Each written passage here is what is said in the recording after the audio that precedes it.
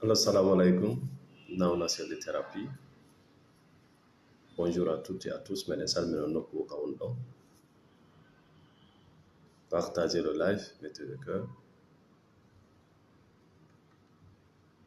Merci d'être là. No hittiya ngurdam bani adama on nde o taskoto ɗi suɓandeji makko ɗi faaleji makko. C'est très très important de bani adama on famata ɗi faaleji ma ɗo ko fima an ka ko fi woɓɓe goo, mana ko fi woɓɓe goo hara ko fiyo woɓɓe goo jaɓe, ma fiyo woɓɓe goo jonne valeur, ma yo fiyo woɓɓe goo ande a gayni a barki. Partagez le live, mettez le cœur. Est-ce que le son, est-ce que vous entendez bien? Hitti moƴƴa moƴƴa nde bana adama on famata ɗiɗo piiji.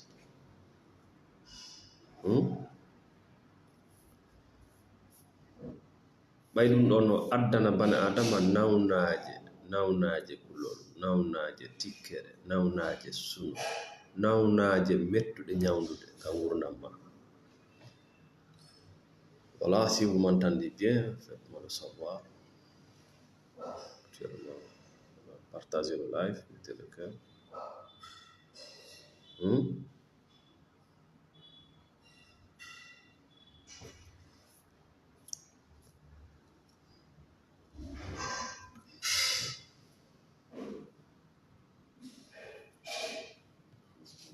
Merci beaucoup d'être là. Vous êtes sur la page de Nauna Thérapie. Voilà.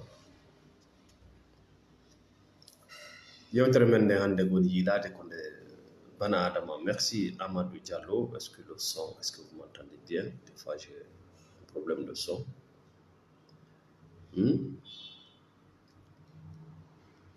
Bonjour Amadou Diallo. Merci beaucoup d'être sur la page de Nauna Thérapie.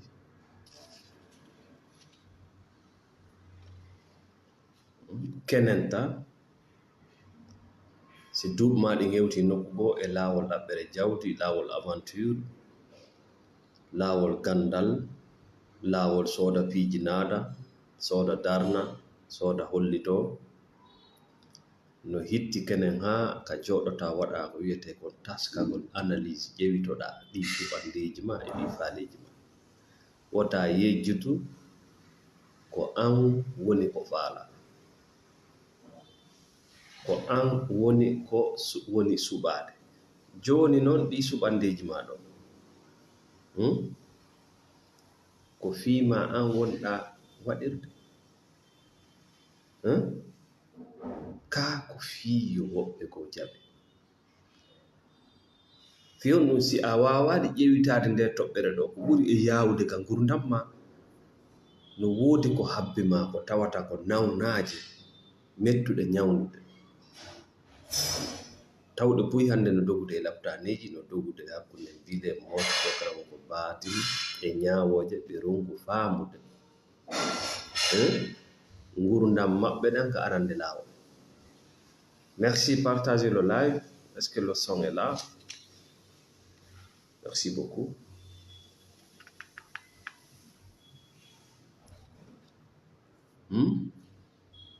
So tawi a yii gurdam maɗa yiɗa wonde so andeji haaɗande,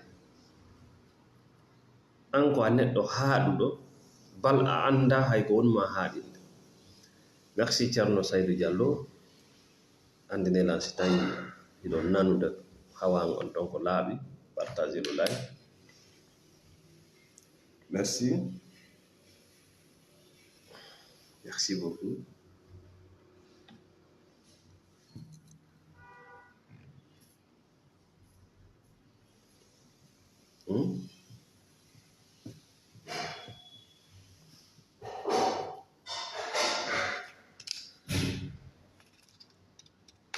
Boyno wonde nawnaje ɗe wawata sifanade goɗɗo.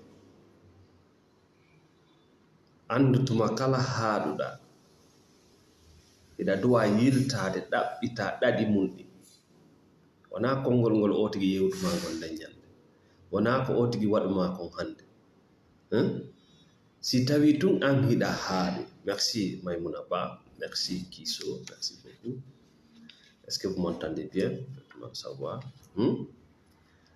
Hiɗa moni, hiɗa wondi e gonni, hiɗa wondi e kulol, hiɗa wondi e ɓittindi. Si tawi koye ɗi ndikku ka gurdam ma ko labudda tertoɗa le facteur déclencheur, mana kaari wi'ilan hunde kaari terto ɗum ko goɗɗo yewtuma e kaari waɗilan hunde kaari yiltitto ɗaɓɓita ɗaɗi mum ɗi. Goto wawata jiɓude gurdam maɗa nga tawaka. Merci Maimouna Ba. On ala hay e goto wawata halkude gurdam maɗa nga tawaka. Voilà pourquoi il faut chercher à contrôler ou à gérer ou à comprendre vos émotions. Ino nafoore nde bana adama on ettoto amma o etto o huɓido ma o fewjana ma o faama ko wonɗa e so'ude ko ɗon so'ugol monagol hulugol sikkitagol weltagol ɗi décision ji men bus ko ɗo woni yaltude. Merci ma chère Diallo Souadou. Décision ji men bus. Merci Sopay kon Fonfoya. Merci Maimouna Ba. Suɓandeji men bus ko ɗo woni yaltude. Ko ɗum waɗi si goɗɗo monike ko o yewtata ɗon kon ma ko o waɗata ɗon kon ɓuri heewde si mone on yehi a yiyeki samhimo nisa. Donc c'est l'émotion qui décide ta vie. Andi donc tu n'es pas intelligemment émotionnel. Ɗon no hulɓinanima ɓayi no wawi ɓisade hakkunde ma e wondiɗo ma ka dewgal ka golle ka kawta tes émotions. Donc ko a maccuɗo so andeji maɗa. Merci Boubacar. Boubacar Bouli depuis Orléans Métropole. Merci Maka. Big Makaba. Merci beaucoup. Bonjour. Modi Dula Job. Modi Dula Job. Merci. Donc fiya wawno yaltude ɗan ɗo gurdam ka goɗɗo yima o hiɗa haaɗi hiɗa huli hiɗa maapi bal woɓɓe hakke ko tawi so andeji maɓɓe ɗin tampiniɓe ɓe susata yarde ton ɓe faletake yo aro ɓe faletake yo ɗum ɗon ar hande kadi ka gurdam non wona lekkikin no lekkikin c'est de comprendre les émotions. Non, les émotions c'est comme un enfant, c'est comme un étranger.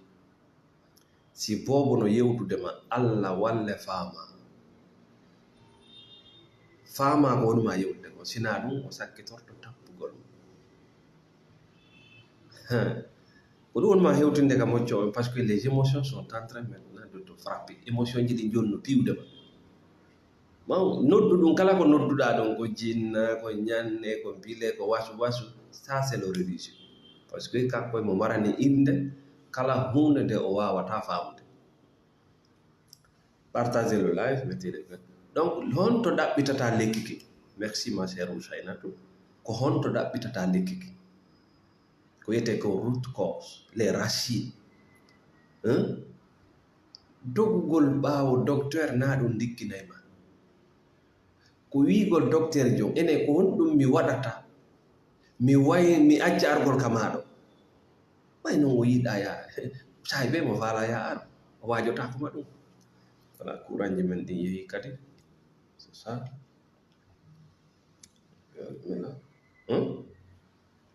Voilà. Ok, wona dogugol ɓawo ñawdowo woni lekki ko haɗayma yaha ka makko kon ko ɗum ɗaɓɓitata. C'est-à-dire probléme fop no mari yaltirgal kono siɗa faala waynodirde probléme ko be anda ko honɗum woni addude probléme ko la thérapie c'est ça. la thérapie ko yahugol ɗaɓɓita yewtida e nawnu ɗon haa yiya asili yiya ɗaɗol yiya fiiluwol ka nawnare nde woni rewde hara ɗon waɗa ɗon kat. Merci kadi Yatou. Donc ara non ɗum no hitti hande banadama o jooɗoto o tasko c'est qu'on appelle analyse ko ɗum ɗo noon fayda neydi men ndin yiɗa naa'i c'est-à-dire naafo ɓuri yiwde ko neydi ko wonaɗen ne'erede gande ɗe wonaɗen jarnede wona yen woni banadama wawɗo taskade. Misal ɗo joni sa ari a feggike nokkugo ko ya immo ndara ka feggiɗa ɗo ndara no wonduɗa ardude non enen hari ko e niwre asutaki woni o ko distraction ko hakkille ma koye goɗɗum woni wona yeeso ala ndara yeeso ko ɗum woni analyse taskako.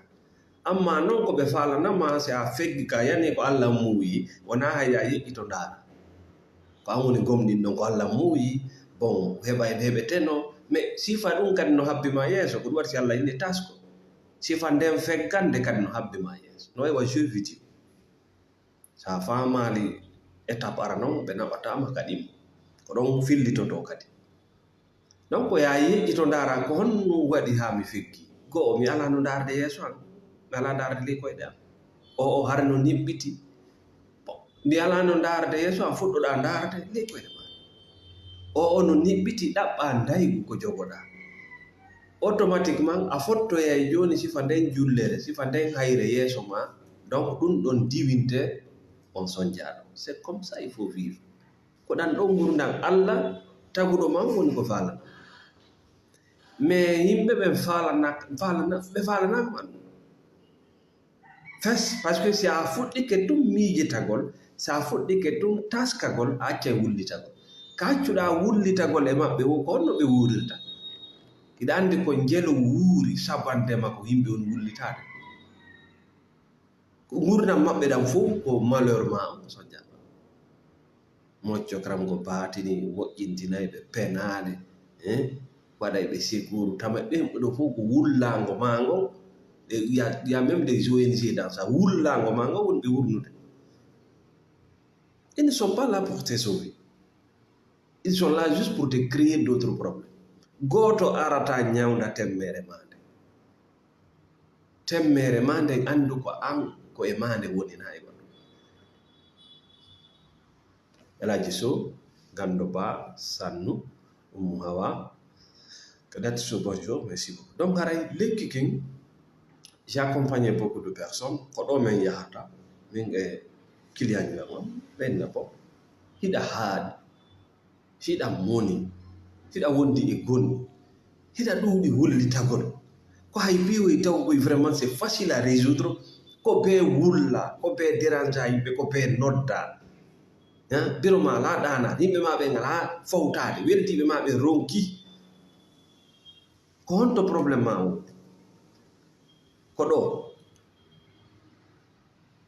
hino ko ɗo c'est-à-dire hino hitti ha ka banadama o taskoto ko woni wadde ɗo ko faalaɗa ɗo ko fiima wonɗa waɗirande ka ko fii maɓɓe par ce que ñawuji ɗin fof ko ɗo woni nawnaje ɗen fof ko ɗo yalta par ce que ko ɗo sakkitortoɗa wiide miɗa janfa ɓe waɗa nalnanko mon ɓe waɗande ko ɓe artiraɗe ɓe hawkila ko hombo addi janfadema ko an wino faala ronkuɗa waɗude fiima waɗirɗa fiimo faalaka mi fillito ko an wino faalaka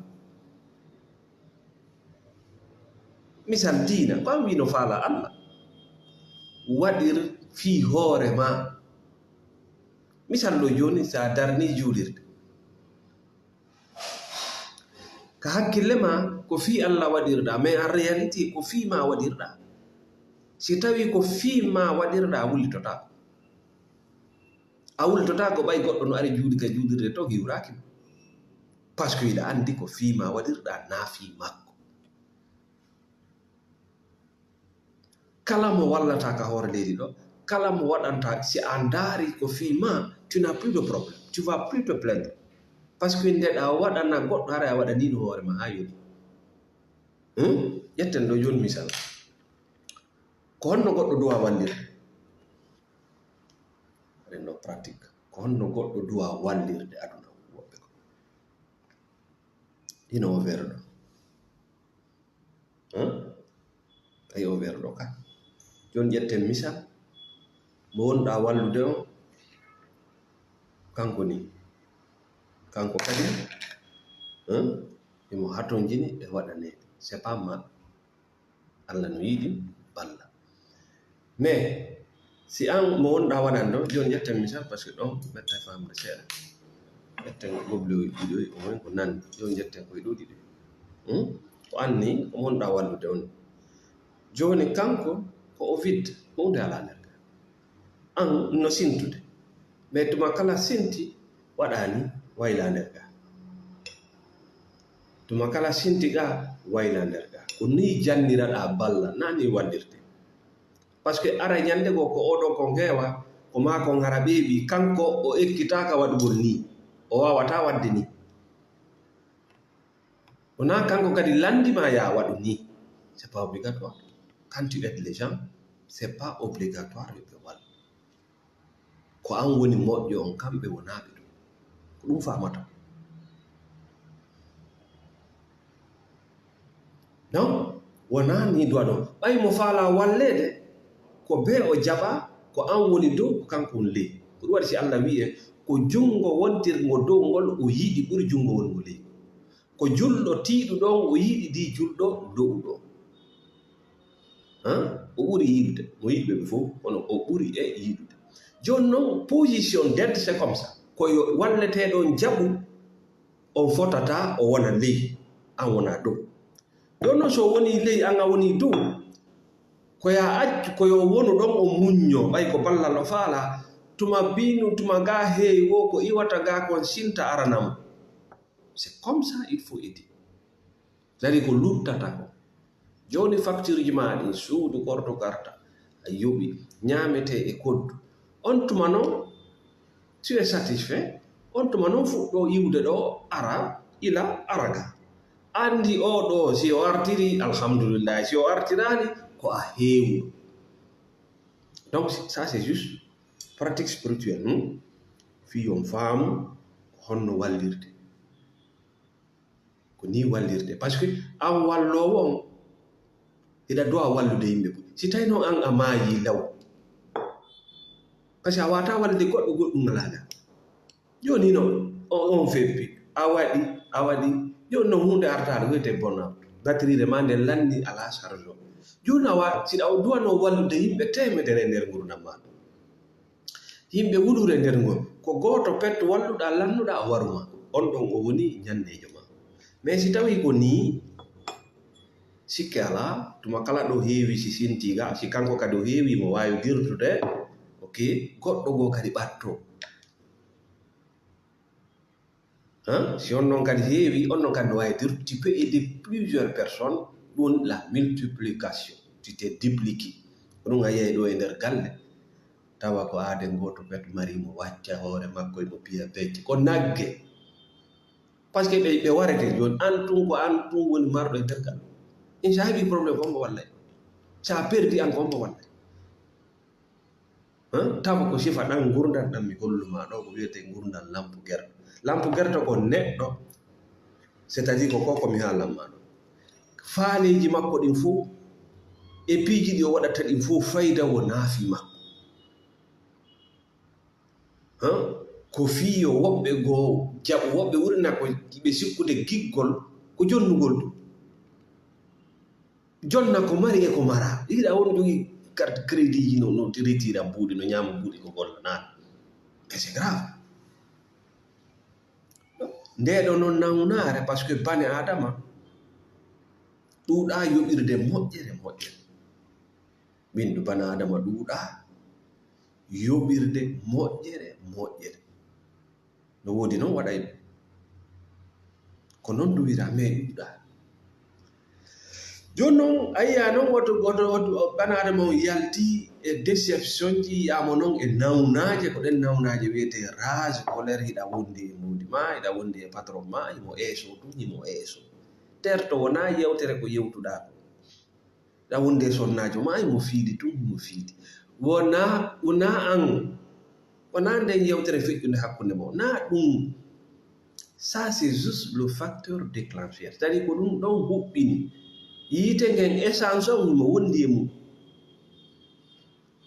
himo wondi e yiite ngen ko ngen yiite wiyete lampe gerto c'est à dire neɗɗo on ko kanko wi no faala kono wala waɗirde fii makko mais o acciti lawol ko an wi no faala ka waɗir fii ma an goɗɗo jarnuma goɗɗo jarnalima automatiquement a jarnay hoore ma wata yejjude noon hunde wotere Allah subhanahu wa taala si o jonnima neema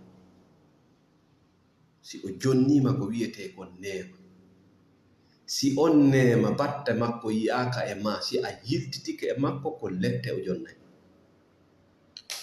par ce que a faala bonnude inde makko ne fillito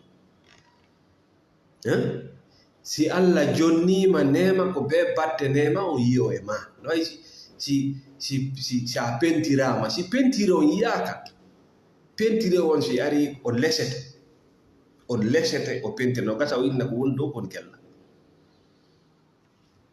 Allah so mo wonɗa rewde on. Merci mon frère Amadou Gara depuis les États-Unis si l'un de mes amis un de nos clients aussi mi fillito Allah mo wonɗa rewde on si o jonnima jawdi si o jonnima hakkille si o jonnima aalaji kala ko o jonnuma si an a nafitorali ha batte mum on yiyo e ma si a yirtitike e makko si o reglima adna o fu yiyete hiɗa andi ko yimɓe jele woni adna hiɗa andi ko yimɓe jele woni fewtude Allah ko tagu jelu woni fewtude makko an hiɗa jonna goɗɗum tu n'as pas pu gérer ça a waɗali hoorema prioritaire a jaɓi wonde lampe gerɗo joni noon a heɓi nawnare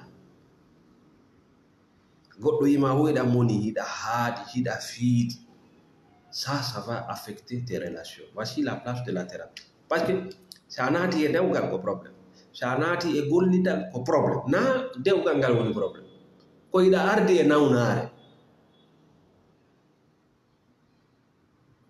nawnare nde yiyotako si ɗon noon kadi ñawdaka ko labtani on habbi ma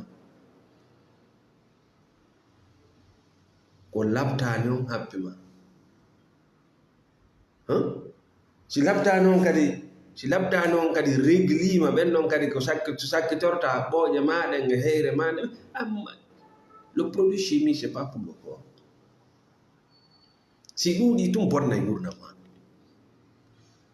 ñawdor naturellement yaltu nangue ngen tappe waalo ɗanoɗa heɓa le sommeil réparateur ɗaɓɓu ka bugoɗa hara no daganima ɗaɗi maɗi fo wat ɗaɗi gono toon ɗi yoray sabu angal bugal on si ɗi yoori ɓerde ma nde bone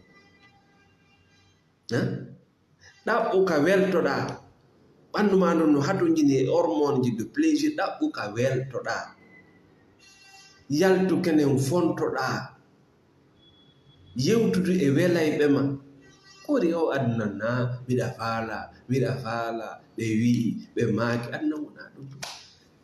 Merci Abdullah Bari. Donc dans la spiritualité goɗɗo arno landi nelaɗo ñandego nelaɗo a wiya men tu yomen okku yomen moƴƴu yomen boɗɗu ko honɗum men wokkata ɓeyni konko lutti c'est on formule mi holli on ɗo c'est pas vrai Allah yiɗa ya ƴettu kala ko marɗa hokkitira wonta won ɗum tu deviens un pauvre ko ɗum o falama jannude koko mi yino koye darsuji feƴƴude sheitan no labinande on, sheitan no weltinirde on mbasa, c'est eux. Kaari ƴettuno kala ko mari o okkitiri, landi hoore ma o neɗɗo wonɗo lan noddude e okkitirde kala ko mi mari ko honɗum woni gollude. C'est son projet, il le fourrit, il travaille pas. Kanko o mara, donc o anda ɗaɓɓugol ko saddi, o anda. Voilà ce que le prophète dit. Ko honɗum men okkata nelaaɗo ɓenni konkol lutti. Honɗum lutti ayo ɓi suudu ma ɗum ka ina watti coñcila baɗi ka a dangike ɓe nguure ma nden ka. Joni si woodi ko sendodoɗa e jama luttuɗon la bas, Allah no yiɗi sendode, e kono sendowo on wonta miskino ɓawo o sendude, ça c'est de l'arnaque religieux. Mais si a landino hoore ma o wonɗo lan noddude mi okkitir kala ko mi mari, kaari okkitirno kala ko mari, ɓe landimo o inni mi acca to watta jogo ɗin haɓaani, no woodi ko ɗaɓɓa ɓaawo nde yewte, c'est ce que tu deviens automatiquement pauvre. Donc si jama wasuɗuɓe ɓen ɗuuɗi, on tuma noon iblisa yamirta ɓe kala ko faaɓe, bonnu reedu bonna, parce que tu es pauvre. Ndu reedu ɗo bonnundu sona ɗum fawtiɗoma si andi fi reedu ɗum o warete a bonnay parce que tu n'as pas les moyens. Tu n'as pas les moyens, tu vas prendre soin de ton enfant. Jeenu jeena, wujju wujja, escroquerie, jamfoɗa, ittu hoore itta hoore, parce que tu es pauvre, tu es dans le besoin. Koko wona manipulede fop e inde diina, e inde politique, e inde jawdi, c'est parce que ces gens-là sont pauvres. Si tu jogani hoore ma flous cash, mais tu n'es pas facile à manipuler. Hein?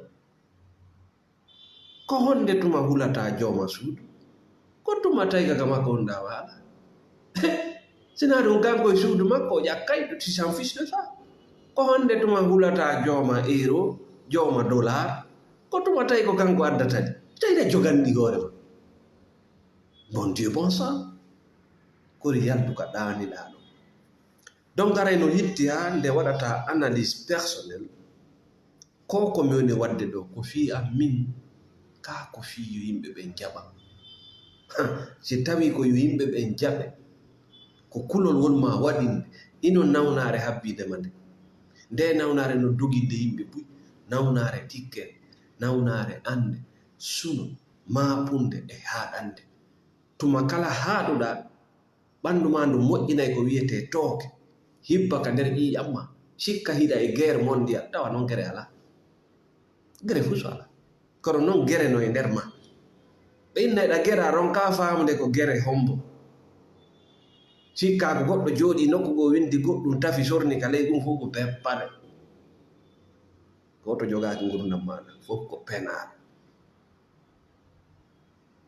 Gere on ka nder ngurdam ma woni, ko jinnaminarina ko peppale a jiwon ɗanade, sala ɗanade ko c'est des cauchemars, ɓandu ma ndu ronki a acci haalugol ko woni e maako.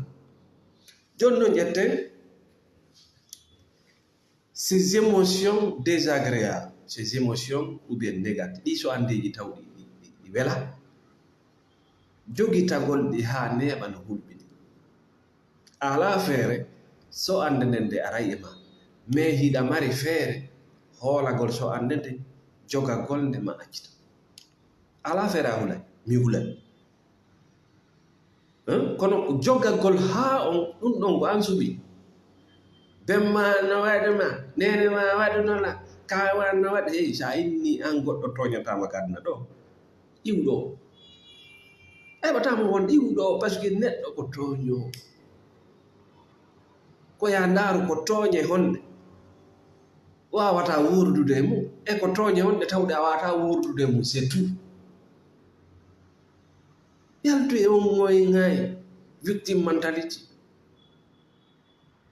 jogagol ha neɓa so ande ha ɗunde ko poson wonande ma. Joni ko honno wayi so ande jogagol nde ha neɓa ko honto woni danger. Misalimoɗa ɗo joni yaha e restaurant welayiɗoma, nyama pla welayno sa fokkiti inna waɗanelan sifa oɗo mi naɓora ka suudu ɓe moƴƴina ha moƴƴa adda ɗum ka nder suudu uddita armoire ma on ma valise ma on naada ton soka ƴetta saabije ɗen hawka. C'est comme ça les émotions des gars. Kono on ñamete wonirta to o wona toon seeɗa o fuɗɗo bonde o iwa ɗon o fuɗɗo luuɓude o iwa ɗon o fuɗɗo bonnude nder armoire ma nder valise ma. C'est comme ça les émotions et ton corps. Si tawi an a wi'i a wawata yaafade a wawata yejjitude ko haalam ɓe waɗno langnanane min ɓe to adnani o gari winam fo an kama hunde lannata. Tu ne vas jamais tourner les pages. Miiji to on ñamete mo marɗa ka nder valise ma ko honno o huwodirta e valise ma e conci wonɗi toon. Ces émotions-là sont encaissées dans votre corps et sont en train de détruire vos corps petit à petit. ɗin no mari ka nder ɓalli ma a yahay huwodira e goɗɗo tun duuɓa o tigi dewgal ma ngal boni golle ma ɗen boni par ce que no e nder ma considére hoorema ko an woni valise o ɓenna ñande go monsieur madame vous avez un problème de cœur voilà rewti ɗon kadi l'émotion ari ka santé physique fuɗɗi ka ƴakkude ma tourna ɗon seeɗa ɓenna madame monsieur vous avez un problème de rein voilà moƴƴeɗen kadi fokkiti ha jalis yahan ɗon seeɗa ɓenna koyɗe ɗen acci voilà wona goɗɗum goo. Arrêtez d'enterrer ces émotions dans votre corps. Les émotions sont à brûler. So andeji ɗin ko sunneteɗi goɗɗo waɗima goɗɗum yaw joɗɗa sunnon ɗum mana yewton ɗum moƴƴintinon ma ronko moƴƴintinde waynodira et puis seka kayde. Il faut en parler, il faut communiquer. Bemma e yummama koko ɓe ne'a kon ɓe ne'uma, il faut oublier les gens là. Goɗɗo hokkata ko mara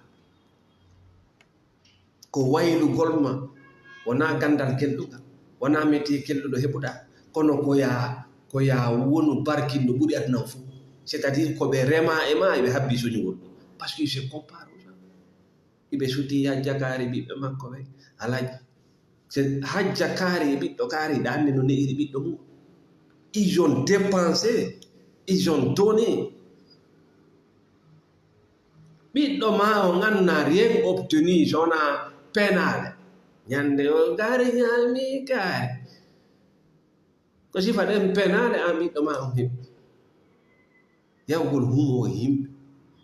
Donc o yalta ko o tosukun o fete no on janɗata il a tellement de blessures sur lui et puis il tombe malade.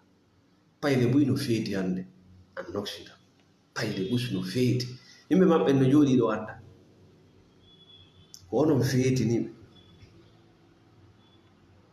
buy no feeti feetuɓe laaɓuɓe sa inniɓe thérapie ɓe anda feeti ɓeɗa dowa ɗaɓɓitude di root cause ɗaɗi ɗi. Moccowo sortotama e ɗum ko penade, mbilejo sortotama e ɗum du'agol fenande.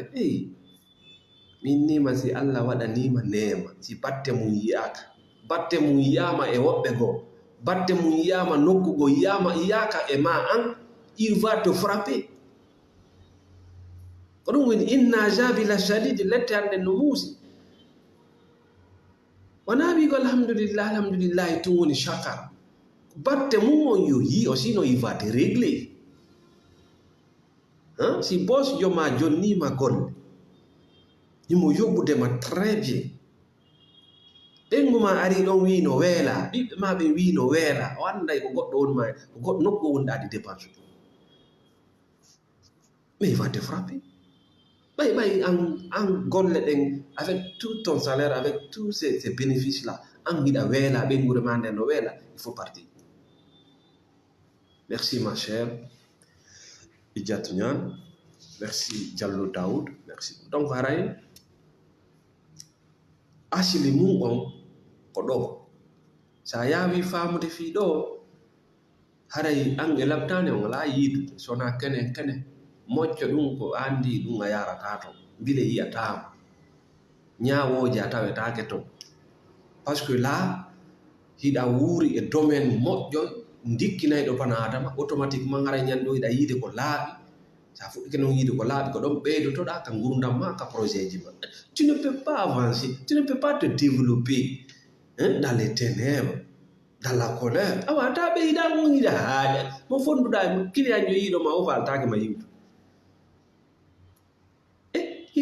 marsira honno terto winta lela gadda lela tar ko heewi si client ɓe ngari yoɓe taw humeur c'est à dire alhaali mo wonɗa e mum o no weli mo addanima mbuuɗi yo taw yiɗa welti goɗɗo addane mbuuɗi mbuuɗi yiɗa mone mbuuɗi yiɗa so mbuuɗi yiɗa hawre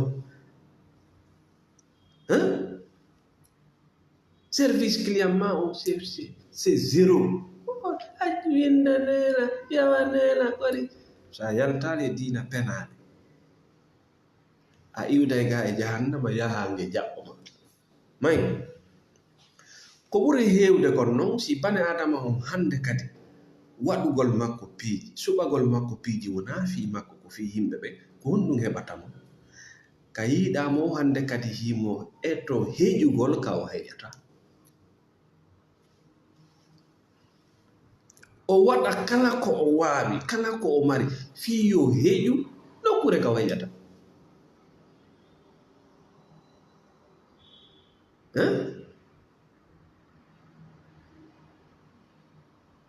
ino association kun ɗo o ndara kun association ɗo ha o tawa kun ɗo wodi sasi de l'arnaque sa kono mo wonali ɗo haray jokka en o ɓisa hoore makko o wondiɗo ɗo c'est un pervers ko fasiguijo kono ko dewgal o ɓisoɗo o politique ɗo o politique ɗo ko fi meɗe an a ndaari ɗum ɗo ko fi jiifa ko fi reedu a yi réalité kono ko ɗon o ɓisoto fof no dogude fof no yawde aventure hiɗa jogii business no marsirde ma hiɗa jogii affaire ji no marsirde ma kono fof no yawde ay fof no yawde o yara ko ɓeeɗon ɓise o ɓisa ɗon ma o ɓisa ɓikkum makko yeeya galle yaha tawa ko heɓoyta kon fof kadi ko ambi o darna galle asa ngayka rutta ngayka fof no ñawlade sooda cuuɗi fof no ñawlade sooda cuuɗi min kadi mi ñawɗo mi sooda cuuɗi ay o yaha o ñawlo 30 ans d'esclavage cuurele ɗe o hatoñina e mum kala ko yaltinta mbuuɗi ka jiifa ma ndeɗa ukka mbuuɗi e ɗum watta hiila anndu ñamande ko noone kadi e majja ngaa na pinal wonɓe ñawlaade ukka e business ji ka heɓata mbuuɗi moi je ne décourage personne à prendre des dettes sa yi ɓen no ressuscité c'est bien calculé c'est à dire ɓe yawni ɓe yiide e banque o ɓe rondo jawdi ndin ɓe naada ɗum e huunde ko rimata jawdi donc an yaha ka banque ɓay ko a lampu gerto yaha rondoɗa jawdi ara naada ko yaltinta jawdi ko warata jawdi cuuri ngili a nafitorta 30 ans d'esclavage 25 ans andu ñamande nonde juutiri wo ko nonde sattiri c'est à dire piiwum heɓorto ɗum mbuuɗi wuɗure si tawi ko ya ñawlo kum e nder duuɓi 30 a yeyete kum gulu 30 ko haɗi waɗa épargne sooda ko wuɗure donc feƴƴen nden no yewtere marɗo nde ɗo nawnare ka yiɗamo wohimo e nder puuti woyi koye o heƴata fof no landi tamede tamela hiɗa andi tamede ko waɗata goɗɗo an wona a miskino hiɗa mettude ko miskino duwa mettude mais c'est fini pour toi bonna e dewgal ma ngal bonna ɓiɓɓe maɓe bonna zuriya ma o bonna iman ma siɗa wawi gol balle tawɗe ɗen ko be walliteɗa labas mais tawɗe ɗen hiɗa wawi waɗande hoore ma waɗ feƴƴa nden yewtere ɗon joni noon ko non lannode yewtere men nde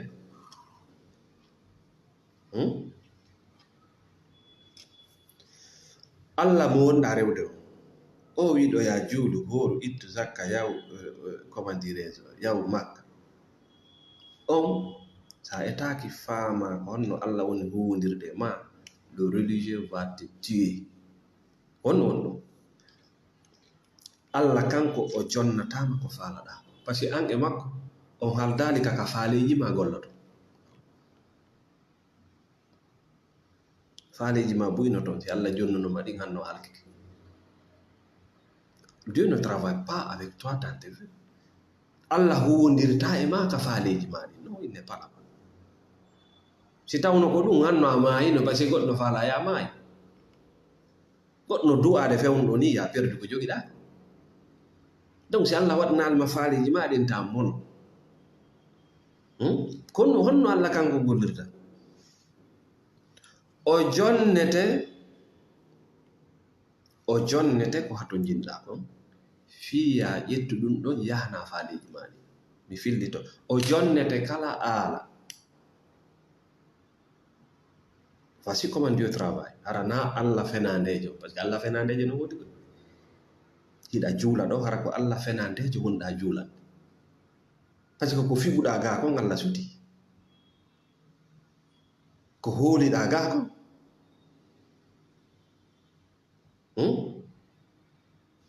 donc Allah kanko o jonnatama konko wonɗamo torade ñande o jonnatama ɗum si tawno ko non o jonnirayno anno aduna o fetti kono non ko an andi gonɗum faala kanko o jonnete konko hato jinɗa e mum ƴetta ɗum ɗon noon si tawi ko haaju ma ko gonga hiɗa faala ko ɗon andoto ƴetta ɗum ɗon noon yahna ko faalaɗa andi ɗum ɗon ko a yahdi ko faala sona ɗum so ñawoyima ara o toñima ino ayawal ngal mari ka Qur'an andi de wabtaghi fima ataka Allah kala ko wonɗa ɗaɓɓude ka hoore leydi ɗo ƴettu ko Allah okkuma ko yaha ɗaɓɓa ɗum wabtaghi ɗaɓɓir hon konko Allah okkumaɗa konno Allah okkuma juuɗe koyɗe hunduko hakkil noppi gite faama needi enen ƴettu ɗum ɗon non konno faalɗa ko aduna faalɗa yahan embere ka faalɗa ko yahan ko akira faalɗa ƴettu ɗum ɗon yahana kono wona ɗum ɗon gaari duwani gaari minna de duwawu moƴƴa gaari waɗani gaari windani gaari lati gaari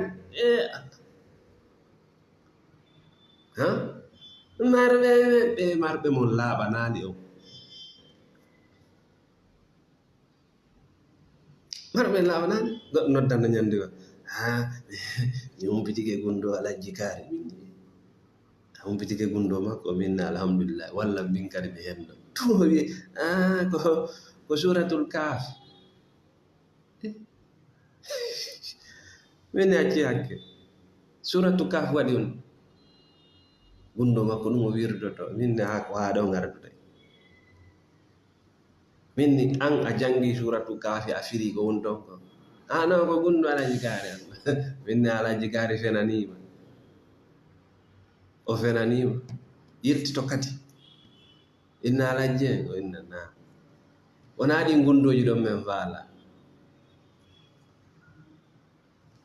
ekkitin hollin ko honno miijitorɗa créeɗa o projet ma o entreprise ma ko stratégie honɗo rewɗa e mum ko honno gérirɗa ɗi projet ji ma kono développer ɗa ɗi magasin ji ɗi projet ji yewtin fi ɗum yaltenge ɗe penale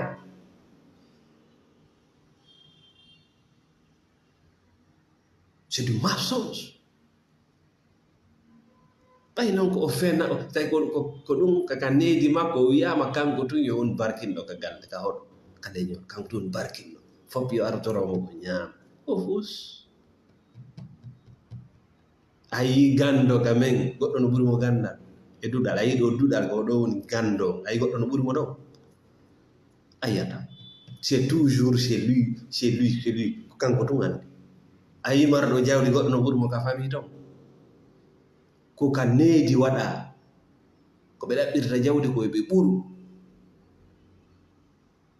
il ne peut pas se multiplier sifa makko wawata yaltude parce qu'il n'existe pas c'est un égoïste yirtito kadi yaha lando ɗam ko wiyete kon la réalité yalta e diina penale siɗa faala humpitade gonɗum Allah yewtuma e suratul kaf yaw janga firana hoore ma siɗa faala jawdi yaw ñawda probléme ji yimɓe ɓe yoɓe haray ko ɗo wonde ngattude hannde donc haray mi annditine o nawna selli thérapie ko waɗowo thérapie ko non thérapie c'est un accompagnement prévu sa heɓali mo yewtida e mum e alhaaliji gono ton ko moƴƴay no bonay kenen tana o tawal ngal sansata ko pièce o kenen tana wondiɗo ma o ngaccitata ko jikkuji goo sansoto kenen tan na golle ɗen accitata ko stratégie goo sansata no gasara yawafi no gasara ɗa welsi no gasara ko tumbamoni fewjude no gasara ko lampo guerɗe goɗɗum sansata c'est tout ko ɗum woni nafoore thérapie nawna silli kadi ko yeeyowo lekkele ɓuuri hey nawnaji ɓuyno ƴakkude ma ɗo si tuundi iwi ka nder heyre ma iwi ka teteki ma iwi ka ɓooƴe ma nden nawnare heɓata ka wona e 24 heures ara nde yehi haray nde yehi nde inni mi iwi ɗo ƴettu machine ji ma ɗin sayi ɓe waɗaɗi entretien lootaɗi itta duggu e koco kacca e majji dara ko duuɓi jeɗi wondata e accuɗi ɗon ngara lootaɗi few a waɗal nettoyage dara si golla seeɗani uwe donc ɓuuri woni ma ƴakkude tetek ma ɗen no tuuni heyre ma nden no tuuni ɓooƴe ma ɗen no tuuni on no wawirta bo goɗɗo attiyasti yahata ça va pas marcher yahata donc hara meɗen weltani kala meɗen salmina soduɓe thérapie je jungo amen kala on ɓe sutende oɗo page nokku ka wonɗo kala on ɓe arde ka page ɗo winda commenta jarno amen kala on ɓe arde winda ɗo kadi sabota men nous sommes ensemble on fop hiɗon accompagne de oɗo page. Assalamu alaikum wa rahmatullah.